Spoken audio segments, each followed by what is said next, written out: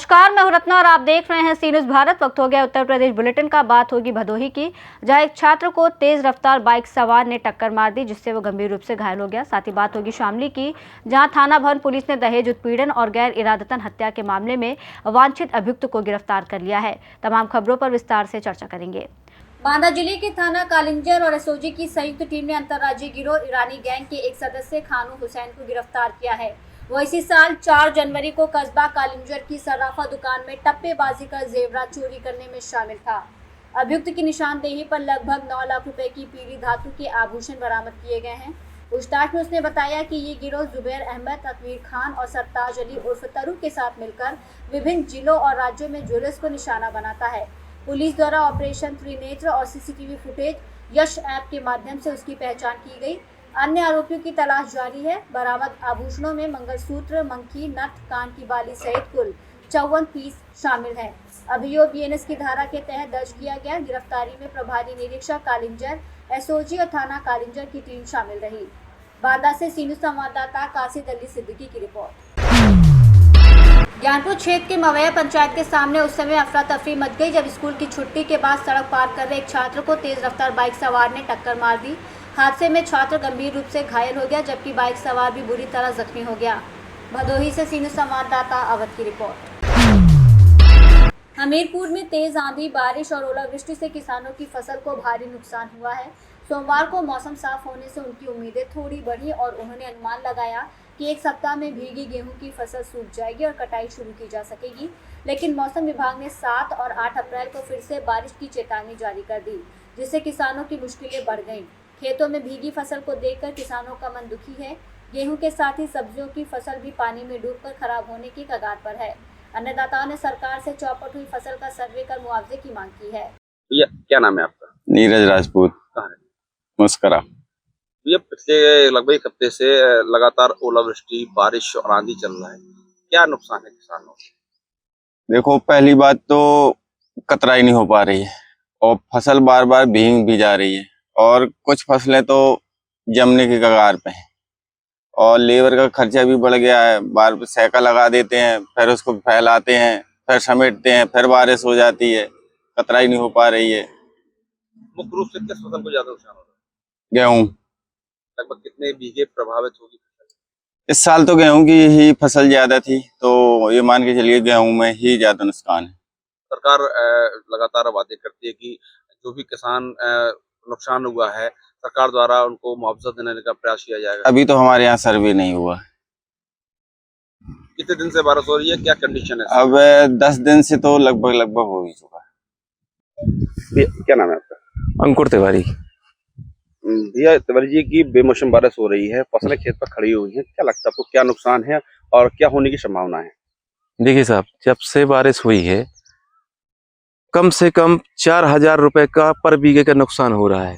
ये फसल हम इकट्ठा करवाते हैं मजदूरों से, इसमें खर्च होता है, फिर हम इसको बारिश के कारण फिर इसको सुखाने के लिए फैलवाते हैं, फिर से इकट्ठा करवाते हैं।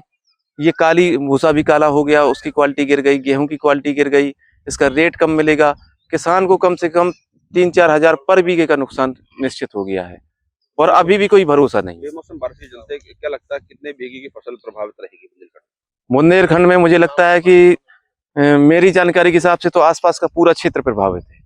आपका हमीरपुर, महोबा, सब जगह से खबरें आ रही हैं जालौन की बारिश हुई है। हमारी रिश्तेदारी से कई जगह से फोन आए कि सब जगह बारिश हो रही है, गेहूं खेत पे पड़ा है, बहुत नुकसान है। कौन कौन सी फसल इस समय खेत पर पड़ी हुई है? अब इस समय तो 90% गेहूं ही है और 5% 7% अरहर की खेती बची हुई है।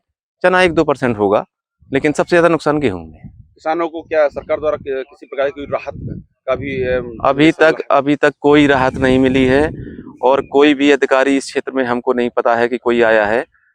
हम मांग करते हैं कि अधिकारी आए, मौके पर देखें, केवल कागजी कार्रवाई न करें, मौके पर देखें कि कितना नुकसान हो रहा है किसान का, कितना परेशान है किसान।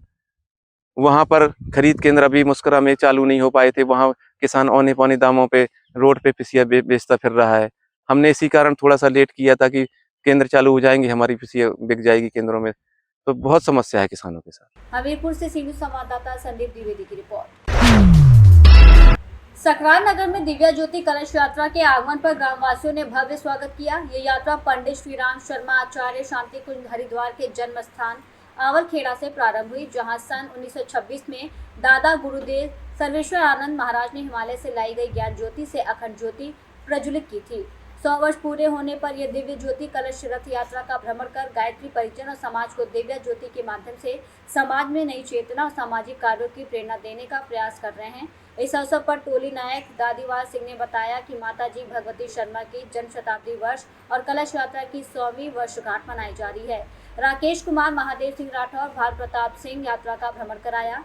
सौम्या गार्डन सरकार में आयोजित भव्य कार्यक्रम में सैकड़ों महिला पुरुष मौजूद रहे, जहां मुख्य अतिथि डॉक्टर ML आर्य ब्लड बैंक प्रभारी झांसी मेडिकल ने मां गायत्री की आरती कर दीप प्रज्वलित किया और अतिथियों का माला पहनाकर स्वागत किया।